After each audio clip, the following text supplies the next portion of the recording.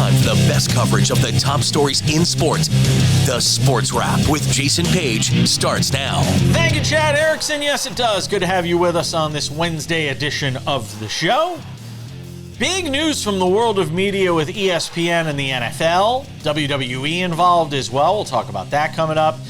Will the Yankees just tear off the Band-Aid and fire Aaron Boone already? Please. I can't watch anymore. More sex toys being thrown on the court at WNBA games and some NFL conversation. And speaking of NFL conversation, we have a very special guest joining us on the show today to begin things. It's Nick Ferguson. And look, that is not Sam Yarnell in the bottom box. I feel like it's Hollywood Squares. In the center square.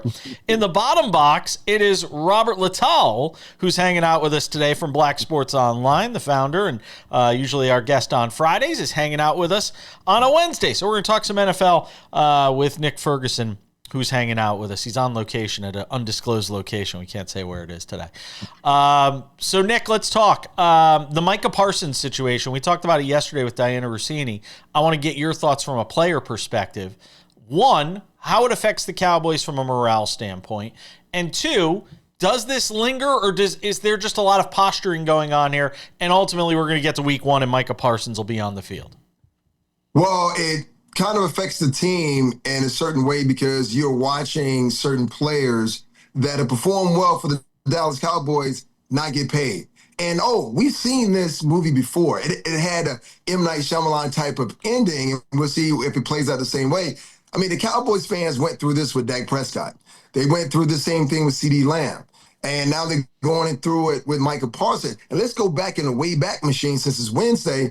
This same thing happened with Emmitt Smith with Jerry Jones. And Jerry Jones needs to understand the price is not going to go down. It's only going to go up as the days get longer. So you have to find a way and get this deal done. And Micah Parsons can say, you know what?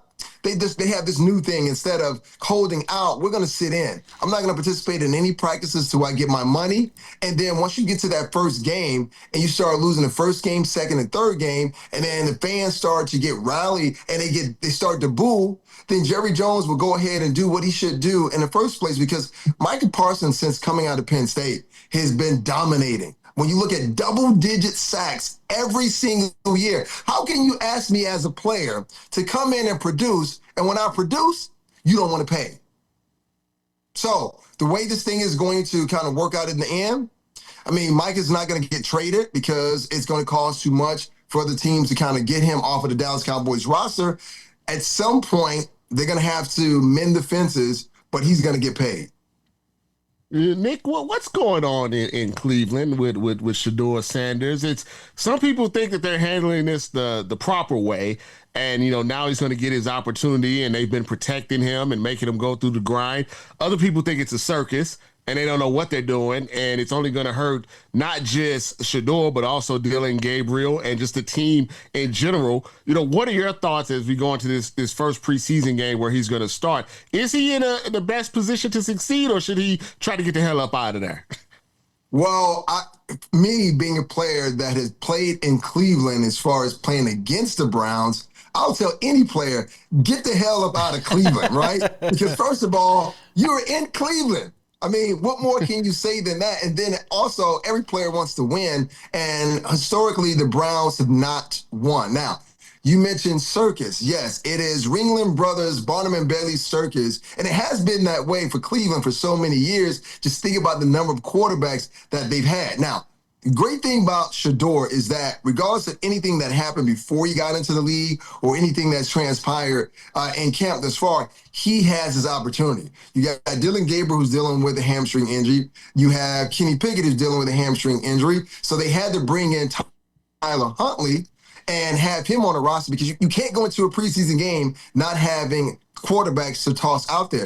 But being a starter, being named a starter for the preseason game, and I get it, it's only a preseason game, Shedeur has an opportunity to shut people up, to go out there and play well. And listen, Shedeur's been through a lot, from the draft process to the fact of not knowing that his father was dealing with cancer and then finding out. I mean, could you imagine being in camp? You were drafted in the 5th round. No one thinks you're going to make the Cleveland Browns team. And then, oh, by the way, my dad was dealing with bladder cancer. So that young man is dealing with a lot. I just hope he goes out there and plays well. And here's the thing. They can either set him up for failure or success based on the number of plays that they call for him in that game against Carolina. I'm fascinated to watch. I'm going to be honest. Of all the games this week, that's the one I'm watching. I want to see. I know why, though. Because you and I have gone through this before. See, you're not a huge Deion Sanders fan. No, but I want to see Shedeur Sanders succeed. I've flipped on this. Oh, no. I flipped watching this kid go from a consensus #1 overall pick to being drafted in the 5th round, and the shenanigans that took place getting to that point. He's made himself into a babyface now, to use a wrestling term. I'm rooting for him. I want to see chaos in Cleveland. I want to see him go out there and go like 16 of 21. I want to see 16 of 21 for like 190 yards and 2 touchdowns, and everybody in Cleveland going, uh-oh, we got a real problem. And Dylan Gabriel going, uh-oh, I just lost my opportunity at being a starter. And Joe Flacco going, why the hell did I sign with Cleveland? That's what I want to see. And this is why the NFL is so great. It's like, WWE on grass, because everyone loves the chaos. What's going to happen? Yes. So for me, I hope he goes out there and he plays well, because he's going to add more fuel to the fire. Tear it up. Deion Sanders will be the head coach by week 6. Are you kidding? It would be fantastic. Sign me up for that. You mentioned the Cowboys thing. This whole thing about Jerry Jones wanting to directly negotiate with Parsons and not go through an agent. I asked this of Diana Rossini yesterday. I only have a minute here, but is it more common that owners will try to usurp the agent and go directly to a player, or is it not that common? No, it's not that common. Okay. Just think about Lamar Jackson's contract. His mom just happened to be his agent, so it works that well. There are some guys who have in the past have acted as their own agent, so they could do negotiate instead of paying that agent that 3%. And the agents don't really want that, because now that cuts them out. What Jerry Jones, being a smart businessman, he was just trying to cut the agent out of the deal, thinking that he can pull off a fast one on Michael Parsons, thinking that he's stupid. But Michael was like, no, this is not how this is going to work. You can talk to me, but I'm going to let my agent represent me, because he's going to be able to get everything that I need in that contract. But you can't blame Jerry Jones for trying to be a smart owner. No, I won't. And look, I mean, Tom Brady and Robert Kraft basically did their deals between each other forever. We're talking with Nick Ferguson, former NFL safety. He's going to hang around for one more segment. This Wednesday edition of SportsWrap continues all across America and Canada. Don't go anywhere.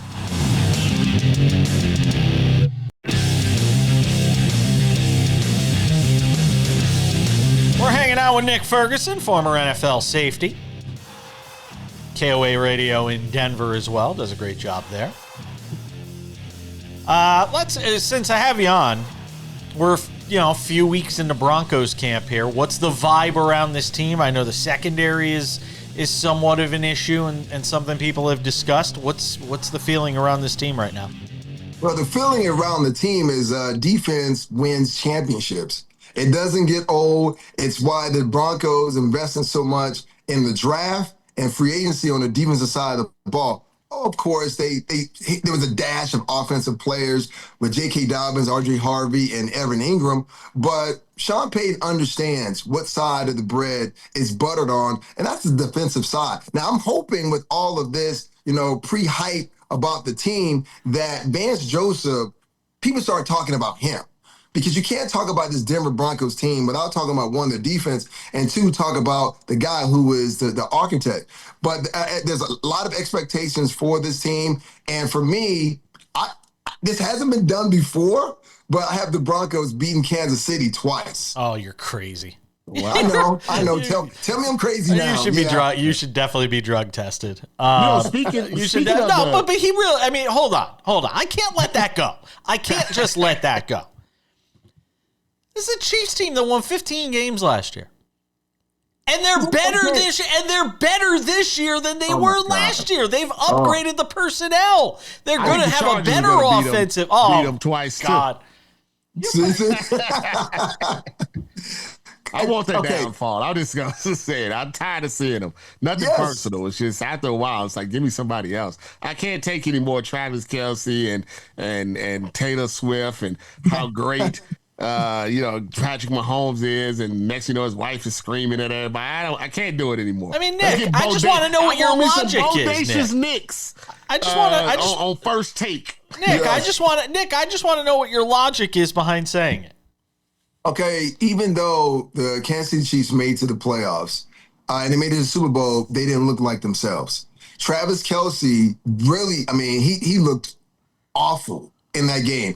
Now, some say that he didn't perform well because his relationship with Taylor Swift, I don't know, but I know he didn't have his best performance. And that was supposed to be the game that the Chiefs won the Super Bowl. He rides off in the sunset with Taylor Swift, but they lost, and that was the reason why he came back. Now, you mentioned that the wins that Kansas City had last year, just look at how they won games, and those games were maybe by one score or less, 3 points or less. The Broncos didn't beat anybody last year, Nick. They were barely winning teams. Like 2 years prior to that, they were just mollywhopping teams. And now the division is close. The conference is close. Just think about the quarterbacks in the conference. You got Allen, you got Lamar, you got Joe Burrow, you got Justin Herbert, right? You got Bo Nix. It's not an easy conference. So just to say, okay, well, the Chiefs is just going to walk away. They upgrade. Rasheed Rice is back. No, it is not that simple. And this is why Sean Payton said, you know what?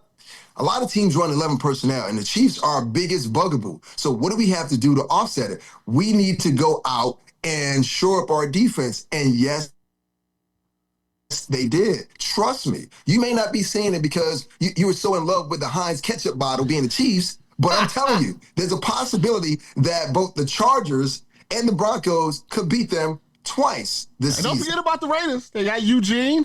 They got Pete Carroll. I mean, I think the division as a whole has gotten better. There's a possibility. By the way, there's a possibility I can win the World Series of Poker main event next year. It's not going to happen, though. You can manifest that. That's right. You got to be in it to win it. You got to be in it. Oh, God. Don't tell that to my husband. Go ahead, Robert. Well, speaking of the Broncos, Cam Newton had a interesting, take on Jalen Hurts, and that kind of led back to what you was talking about, how the Broncos made sure he didn't get a Super Bowl ring, something that Jalen Hurts actually has. I was one that was in the Jalen Hurts corner. It's like, hey, the most important thing is to win the game, and when he's went up against Patrick Mahomes, he's outdueled him twice. Yep. So to me, that puts him above, at least at this point of his career, what Cam Newton had done. Yeah. What is your thoughts on Jalen Hurts? And I know he doesn't care if he's top 10, top 5, as long as he got a ring. But how do you rate quarterbacks like him in comparison to some of those other ones that you just spoke about? Well, how are you impacting the team? And I know Cam is made his round because Cam is salty. Cam is kind of like a 65-year-old black man, but in a young man's body, and he's complaining about every damn thing. And Jalen Hurts has earned his stripes. Like you said, he beat Mahomes twice. The first time they should have won the Super Bowl, and if they do, Jalen Hurts is the MVP. Now, everyone is saying as though, well, he didn't do that because of the defense. But the idea is that, well, you know what? This is how this game works. I mean, you have a great defense and you run the ball. This is why the Pittsburgh Steelers in their team history has only had 3 head coaches, because they understand a proven philosophy. You run the ball and you play great defense. And everyone loves to give the quarterback all the praise. But to me, no, you're nothing without all your surrounding bodies. Like, Joe Montana is not Joe Montana without Roger Craig, Rathman, Jerry Rice, right? And all those other guys. So I am not one that subscribes to the idea that the quarterback is going to get me to a Super Bowl and win. No, even a great Tom Brady and all his brilliance, he doesn't win those games with the Patriots without a supporting cast. So I'm not one that's going to undermine the success of Jalen Hurts because he has Saquon Barkley. You could just say, well, you know what? Howie Roseman did a great job of building a Super Bowl winning team. And that's what we can't forget. This is about the team structure. But see, Superman had his kryptonite, and it was the Denver Broncos. No Superman behind Robert Littal, if I'm not mistaken. All the comic book stuff, I don't see any Yeah, I don't see any. Yeah, no. Superman's whack. No Superman. In the last minute, real quick, we're going to do a segment coming up in a little bit on the team we are most intrigued to watch. Take the Broncos out because you live in Denver. The one team that intrigues you the most this year is the Seattle Seahawks. Wow. Right, because they have a new quarterback. They have a new offensive coordinator. And they're in somewhat of a division where they can overtake that division because San Francisco is not the same team they once were. They're trying to rebuild. And you look at the Rams and adding Devontae Adams is going to make it competitive. But I like the fact of what Kubiak can do in Seattle. There's no DK Metcalf. Jackson Smith and Jigga becomes receiver number one. So that's the team I'm really intrigued by. Excellent work, as always, from Nick Ferguson, the former NFL safety, joining us on location today. Always appreciate you, my friend. Have yourself a wonderful rest of the week, and we'll talk to you down the line. All right, see you down the line. All right, we're coming back with more Sports Wrap on this Wednesday.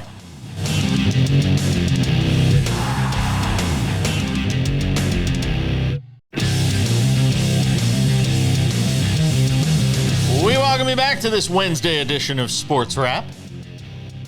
It's not a special edition, but it's kind of special because Robert Littal is hanging out with us for the entire show today. Thanks to Nick Ferguson as well for joining us. Special. It's absolutely special. A little special. Very special. So we kind of teased this news last week because we had gotten wind that it was happening courtesy of our friend Andrew Marchand, who does a great job over at The Athletic, reporting on all things media. ESPN making a huge move along with the NFL on Wednesday. They announced it, that ESPN is acquiring the NFL Network and other National Football Leagues, different various media assets. They're also going to get the rights to the Red Zone channel, which is very popular. It's what I watch every week. The NFL is going to get a 10% equity stake in ESPN. So that was all announced late last night. It's been rolled out today. There's more, though, Robert Littal. It isn't just the NFL that's joining forces with ESPN. It's also the WWE that's joining forces with ESPN, and we'll get to that in a moment. But first, I said this, and I said this last Friday on the half-hour version of the show when this news started to break. It's the end of any objectivity when it comes to ESPN covering the NFL. Let's just get that out there right away. The days of any sort of objective, unbiased, critical media coverage of the NFL, it's over. Well, the E in ESPN stands for entertainment. They don't start with S. You notice that? They start with It's not Seppin. Yeah, it's not Sessman. It's Espin. So the E stands for entertainment, and I think we've seen over the last I would say 5 to 10 years definitely a change in the way that they handle news, the way that they handle stories, the way that they handle reporting. You could tell by the things that they have let go off the air, sports reporters and certain journalists around the horn, things of that nature, that their focus now is just strictly entertainment. And the reason that they have taken over the NFL Network is the NFL is king and they want more hot takes, and now they have control of that. And so anyone speaking objectively about the NFL, be careful, because we've seen what happened when, certain individuals that on the NFL Network spoke up to Roger Goodell. All of a sudden, their contracts weren't renewed. I just wonder if you're ESPN, how you spin this. Maybe you just spin it as we are, just an entertainment network first, and we're not worried about hard journalism. And I said this last Friday. I'm going to tell you who scores out of this are places like The Athletic, because I don't know if there's any place left to go for real critical sports journalism. I don't know if there's anywhere else to go. And ESPN does these, like these special things that you'll see on SportsCenter, these nice feel-good stories and things like that. And those are stories, and it's a different type of journalism. But I'm talking anything that is critical, with all the different partners they're in bed with, whether it's the NHL, baseball is coming to an end, it looks like, basketball, the NFL. I just don't know. I mean, and that's why Inside the NBA is going to be fascinating when it moves to ESPN ABC, because those guys call it like it is. And I wonder how the suits at ESPN are going to feel about that. Well, I always say, don't blame ESPN. They have metrics. They have statistics. And The Athletic has lost money for like 7 years in a row. Yes, it has. They've never made money. The Athletic has never made a profit. And I agree with you, though, because I know sometimes I'm like, hey, I just want to know what's going on with Ohio State or whatever. And I have to go to the Athletic to get some real, news about what's going on. Because if I go on to ESPN.com, it's like, oh, who's the better quarterback? Josh Allen or Joe Burrow or Lamar Jackson. It's like, there's only so many times you can do GOAT list. You know what I mean? Mount Rushmores. Yeah, it is. But to me, it's a consumer issue, though, because for ESPN to have all of this money, and they send me stuff every month that says ESPN.com is double the traffic. ESPN, the ratings are this. Somebody has to be watching. For Stephen A. Smith to make $100 million, somebody has to be watching. For them to get Pat McAfee, I don't know. I'm not convinced their numbers are that good, though. And they know their numbers on cable are dying. And I'm going to tell you right now, Robert, I think there is an amount of hubris here, both from ESPN and the WWE. To think that people are going to shell out $30 a month to watch premium live events on ESPN Plus. I'm done. I will not watch premium live. I will not spend $30 a month on ESPN Plus. It's interesting because you're not the first. When I see a lot. Social media blew up this morning on this. I saw many people with the exact same thought as you. Now, I always like, let's wait to 2026 and it's WrestleMania and let's see what happens. I mean, it's frustrating. Buy it for a month. If you want to watch WrestleMania, you buy it for a month then. Streaming services were supposed to make our bills go down, right? That was the whole point. If you add it up, it's the same as cable now. It's going higher. Yep. Even someone like DAZN who came in and said, something, our whole business plan is you never have to watch pay-per-view ever again. And now half of the shows are on pay-per-view. So it's like you don't know what to believe, but you're confused because do I need Hulu? Nope. Do I need Peacock? What do I want? If I want to watch Ohio State, what? And they also, do I got to watch Peacock? They're playing on Peacock? How? Why? But Peacock's only $9.90. But Peacock's only $9.99 a month. Yeah, Peacock's there's so many. It's. I understand what the WWE is trying. I mean, they're trying to go mainstream corporate. They want to be the UFC. The TKO is taking over. It's all merged together. The people that are losing out, boxing. Because the ESPN is getting out of the boxing business. Everybody's getting out the boxing business. But it seems like the WWE, even though the quality seems to be going down, they seem to be making profitability moves or going up. Yeah, and I think they're going to lose. I think ESPN and the WWE are going to lose on this. I do not think I don't think ESPN Plus is going to. I think it's going to have problems. They're going to that app that is like, you can get everything without having to have cable. But it's still $30 a month. It's a risky. And you're not getting everything. All you're getting is what ESPN has. So you still have to pay for other things. I'm telling you, it's beyond risky. It's very risky. I pay Stephen A. Smith somehow. Yeah. Good luck. Good luck. I think they're in trouble. I really do. I was texting with Andrew Marchand this morning. I said, I think this is going to blow up in both of their faces, ESPN and the WWE. We're coming back with some baseball. Will Aaron Boone finally get fired? Can we just rip the Band-Aid off? We'll talk about it next. All right, this Wednesday edition of Sports Wrap continues, and it continues with some talk from Major League Baseball. Robert Littal is hanging out on the show today, sitting in for Sam. Do a little baseball. I know you're in the belly of the beast over there with the Dodgers. I am fascinated watching this Yankees implosion right now. Yeah, Aaron Boone can't do anything right. mismanaged again last night. The end of this Yankees loss to the Rangers. They were up, that game was scoreless going to the 8th. Yankee bullpen trying to get them through, and Devin Williams implodes again late in the game. And the Yankees lose 2-0. They've dropped 5 in a row.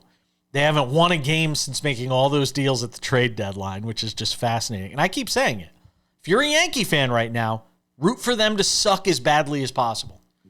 Because they're not winning a World Series as currently constructed. You don't want the fool's gold of them making the playoffs, getting hot, some things go the right way, and they make the World Series again and they lose again, or they make a deep run and they say, you know what, we'll stick with Aaron Boone for another year. The best thing you could hope for as a Yankee fan right now, the best thing you could hope for is if they're going to flame out, both engines go and you're nosediving.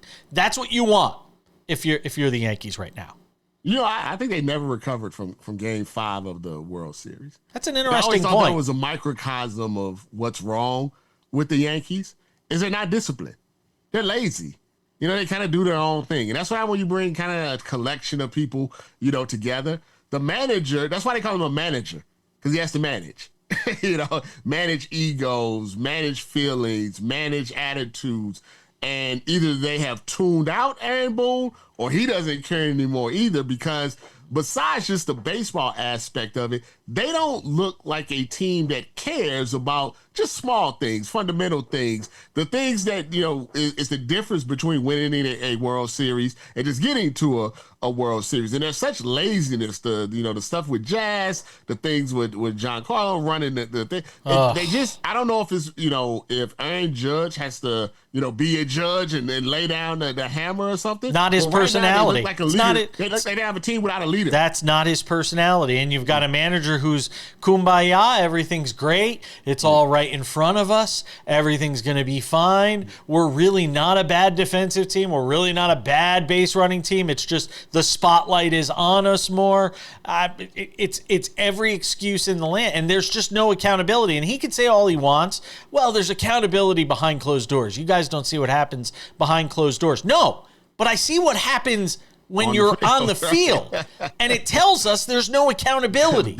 That's the problem. Something I get that, because I'm not one that thinks that the manager or the coach or whatever should always publicly get after his players. I do think that's something that you should keep private, try to keep out of the media. But like you said, if it doesn't manifest, on the field, maybe it's time to switch things up a bit. And they need a new manager. There just needs to be a new voice there. And like I said, the only way that's going to happen is if it's a spectacular flame out. They have to miss the playoff. They have to miss the playoffs. If this team misses the playoffs with all the moves it made at the deadline, with the stuff they did in the offseason, bringing in Max Fried, adding Paul Goldschmidt, all these different things they did.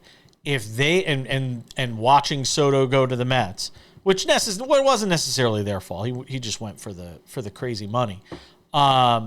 If they don't make the playoffs, I think Boone's gone. I think he's a dead man walking right now. It's amazing with being the New York Yankees and the money that they have, how long it's been since they've won a World Series. Normally in baseball, 2009. You can buy one. Yeah, you can buy one. I mean, I won't say the Dodgers bought one, but I mean, it helps. I mean, they're getting pretty much anybody that they want, and they don't have to pay them until 2086. So, but to be the Yankees and not have won a World Series, considering that payroll and the type of players that they've had over the last 20 years, is kind of amazing if you think about it. Mason Miller last night, the Padres' new closer, was brought in a big spot, facing Lourdes Gurriel of the Diamondbacks. And just goes to show you, it doesn't matter how hard you throw it, man. If it ain't in the right spot, it's going to go a long way. And the case in point here, 103.9 mile per hour fastball from Mason Miller, hit out of the park by Lourdes Gurriel in the 8th inning, tied the score at 5. And look, I mean, Miller's a guy who throws 104 at times. He's hit on the gun, Robert, and here you go. I mean, listen, it doesn't matter how hard you throw it, man. I didn't go to college. I don't know science and all of that stuff. I went to journalism, but I know something about like velocity and force and the immovable object and all of that stuff. What I think what I've always was told is that the fastest something comes in, if it works for you, the batter. So the harder that you throw it, all he has to do is get the bat on it. Get the barrel on it, yeah. It does all the work for it. There's a scientific formula for that. You just don't know what it is. And I don't have time to go to Chat GPT right now to look it up. But I guarantee you, if you go look it up, there's some sort of formula about velocity and force. And all you got to do is put the bat on it, and it will do all the work for you. It's an advertisement for Chat GPT. Thank you. Thank you, Sam Allman. We got the check. Yeah, I know. No, it is very interesting, though, to see how, all these teams made these changes to bring in different closers. There was more activity around relievers and closers at this trade deadline than I can ever recall seeing. That's because starters only go 4 innings. I hate it so much. I hate it so. Don't make me get on a rant about that. Now you're turning into Cam Newton, just complaining about everything on the front porch, man. Jack Morris, oh my God, he used to go 13 innings, no problem at all. These guys Somebody put up a post. David Ardsma, our friend, put up a post about Bob Gibson. He threw all but 4 potential innings in one season that he could throw. He was basically a complete game every game for 1 year. These guys get the 62 pitches, and they're like, my arm.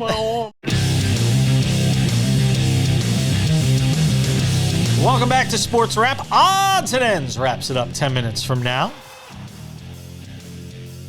with Robert Littal, who's hanging out with us on the show today. So you may have heard us tease this topic earlier in the show when we had Nick Ferguson on, and I said, what's your most intriguing team, the most intriguing storyline or team that you're keeping an eye on for the 2025 season? And I was surprised with his answer. I'm not going to lie. Of all the different storylines that are hanging around out there, he said the Seahawks. I'm not going to lie. That would not have been probably even in my top 5 this year. But it was for Nick Ferguson. So, Robert Littal, I ask you on this Wednesday edition of the show, with you sitting in for Sam, what is your most intriguing team? What is the team that you are most anxious to watch how things play out in 2025? The Jacksonville Jaguars. That was on my list. As intriguing to me for 2 reasons. Because I think Trevor Lawrence has been able to fly under the radar for a while. You're the number 1 pick. He really only had one, good year. It's the 5th year of the contract. We got to, it's time to sink or swim. And then, of course, Travis Hunter is fascinating to me. I want him to succeed on both sides because everybody says he can't do it. I would be fascinated to see a 2-way player in 2025 in the NFL. And he's really good at both. This is not like a fullback and this is not like Taysom Hill. This guy's elite at both sides of the ball. I've seen some of his practice videos, and he looks like a player. And, I don't know if Jacksonville is the best place for him. I guess it's better than going to Cleveland. And I really want to see how this goes, for him when the season starts. He's one of my, what I quote unquote call my red zone guys that when they go to the Jags on the red zone, I might even have him on the side on my, the Sunday ticket. I may have some Jags games on the side just to see how they implement him. I'm very interested in how this season goes for them. I'm really interested to see how they distribute his plays. Is it going to be an even split? Is he going to try and play every play? I don't know if I don't think there's a real true case study for this in today's NFL that any of us can try. We could sit here and try to predict how many plays we're going to see him on the field. And we could all say he's in the greatest shape and he's a freakish athlete and all those things. I don't know if there's any way to predict how this is going to go because nobody's ever really done it before. The interesting thing is that, you've even been to football. I don't think they know. I don't think they know either. But it's so different than what it was, say, 15, 20 years ago. There's so many substitution packages these days. This is not like, Jerry Rice and John Taylor and Roger Craig just lined up every game, West Coast offense. You knew what you're going to get. There's so many different combinations and nickel and dime and 3 wide receiver, 2 wide receiver, 2 tight end that I feel like there's a way you can keep him fresh and make this to work. But you really have to have a creative mind to do it. And we have to see if the Jags coaching staff has that. Yeah. Look, Liam Cohen's a talented coach. For all the conversation about the way he departed Tampa Bay and all of that, the guy is obviously a very talented coach. So, and I also think it's a make or break year for as you mentioned. Yeah, Trevor. For Trevor. I mean, I was a fan, but the reality is the last 2 years he has been awful, and he can't stay on the field. And they're going to have to make a decision one way or another. And I know they're paying him all this money, but as we've learned, if teams want to get out from a deal bad enough, they'll figure out a way to get out of the deal. And this is a huge year, obviously, for Trevor Lawrence. I have gone back and forth. I have vacillated quite a bit on which of my teams, because I think there's a lot of interesting storylines. I'm going to go Cincinnati. I'm going to go with the Bengals, because that team lost a ton of close games last year. Mm-hmm. And the law of averages and regression to the mean and all these different things tell you they're going to win some of those games they lost yesterday. And that defense was terrible last year. And I don't know if it's going to be all that much better this year, especially given the circumstances surrounding Trey Hendrickson right now. But they've got, we seem to forget in all the conversation about the great quarterbacks of the game, the best quarterback in the league arguably is playing in Cincinnati. And and for all the conversation about, well, would they be able to keep Chase? Would they be able to keep all these wide receivers? They've managed to keep the offensive core in place here. They've managed to remind me of? Yeah. They remind me a little bit of early Peyton Manning Colts. Yeah. But when they got Reggie Wayne and they got Andrew James, they invested heavily in the offense. But they couldn't win a Super Bowl until Bob Sanders and Robert Mathis and Dwight Freeney and those boys kind of caught up a little bit. And that's really what made them, competitive, for the Super Bowl. So like you said, I think, they've done right. I think if you draft a quarterback, you have to invest heavily in the offense. Can't just leave them out there with nothing, especially young quarterbacks. But at a certain point, that defense has to catch up. I think that's what, we were talking about with the Broncos earlier. Bo Nix is in a great position because he doesn't have to do as much because he has some offensive weapons, but he also has a great defense. Can the defense hold up in that division against the Lamar Jacksons, or when they go up against the Chiefs or they go up against the Bills and things of that nature? I'm not sure they can. But for fantasy football purposes, I'm choosing Burrow and Chase and those boys. I'll give a quick runner-up since we have a minute left in the segment and a second to kill here.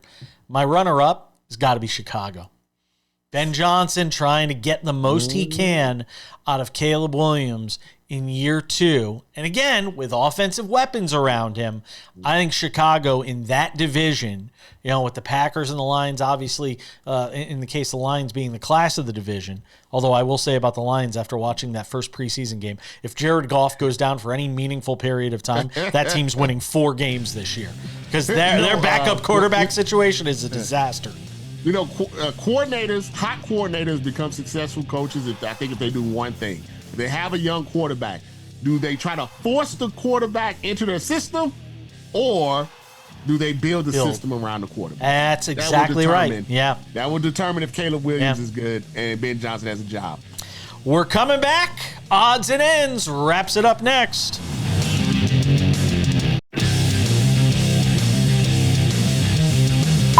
All right, just about time to put the wraps on this baby for a Wednesday.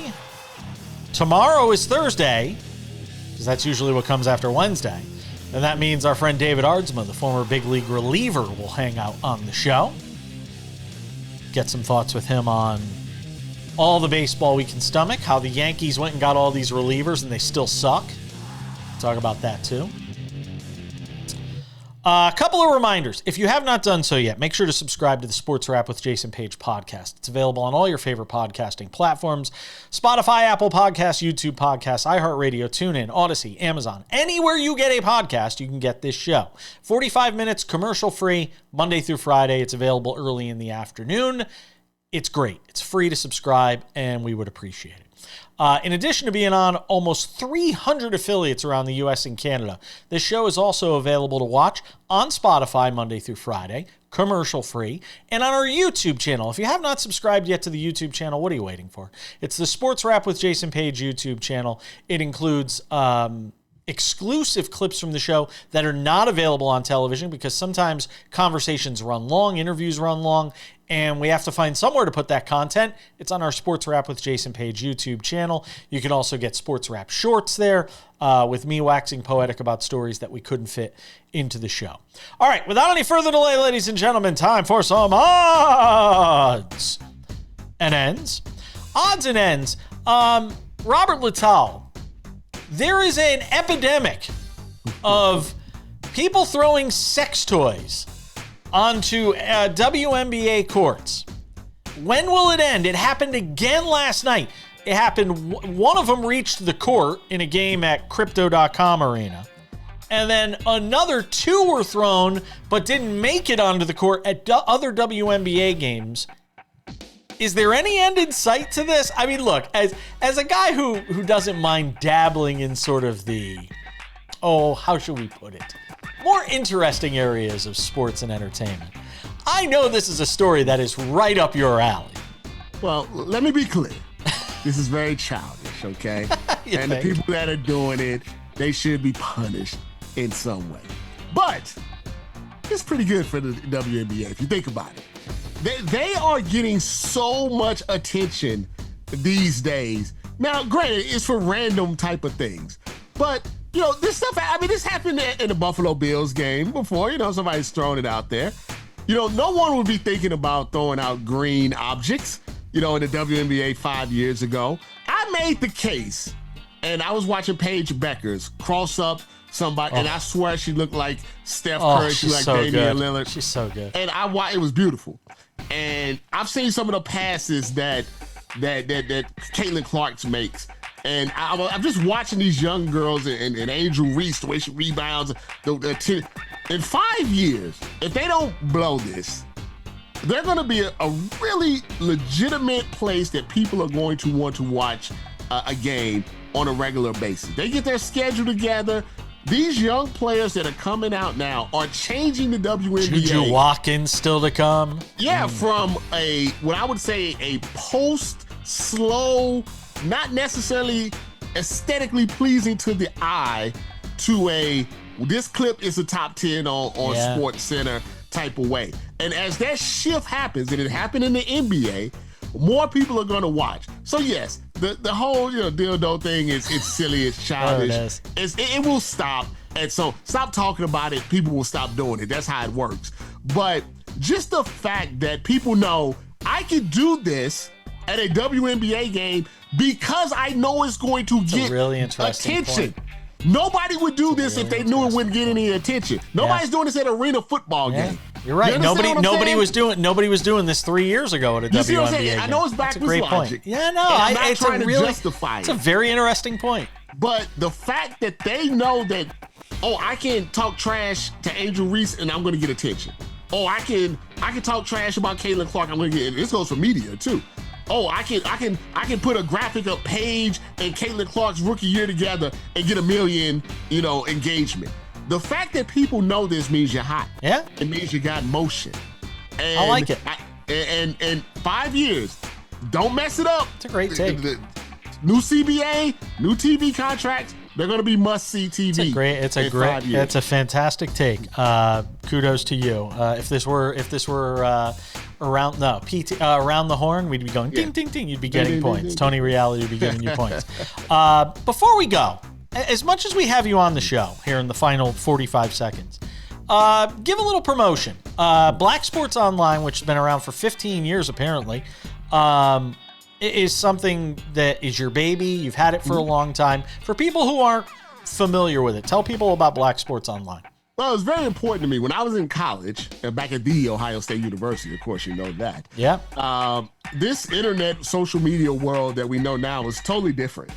There was not a lot of minority voices in this space. And to me, I wanted to start something where I gave people an opportunity, including myself, to speak about nationally sports topics from a different perspective. And that's the concept of Black Sports Online. No different from a HBCU or a BET. It was always about, let's give us some chance to say that. And, it's spawned into what it is now. But the core of it is still the same, is that, I like to consider myself a media policeman.